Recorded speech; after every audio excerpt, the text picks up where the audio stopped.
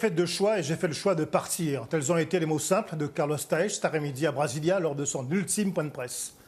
Pas d'attaque frontale ni de polémique. Le déjà ex-ministre de la Santé ne s'est pas étendu sur les vraies raisons de son départ du gouvernement de Jair Bolsonaro, mais pour lui, la coupe était déjà bien pleine depuis le début de la semaine. Son président lui avait imposé toute une série de décisions qu'il apprenait parfois par voie de presse, dont le remplacement de l'un de ses secrétaires d'État par un militaire. On parle par ailleurs déjà d'une autre personnalité issue des rangs de l'armée pour lui succéder.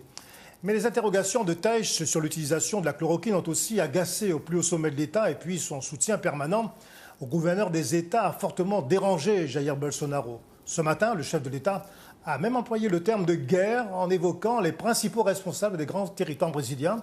Si l'ancien ministre de la Santé est resté peu loquace, et comme pour appuyer là où ça fait mal, la classe politique de droite comme de gauche a vivement critiqué la démission du ministre de la Santé et la gestion de la crise par Jair Bolsonaro. Insensible, intolérant, incapable ont été les mots prononcés par João Doria, le gouverneur de l'État de São Paulo. Pas de commentaire pour l'instant de Valdez Goes, sûrement plus affairé par les problèmes dans les hôpitaux et les taux inquiétants de coronavirus chez notre voisin le plus proche, le gouverneur de l'Amapá, cet après-midi, après une décision forte mais peut-être tardive. Plus de circulation possible des personnes et des véhicules sans autorisation sous peine d'amende dans les 16 villes de l'État, dont Macapá et bien évidemment Oiapoque.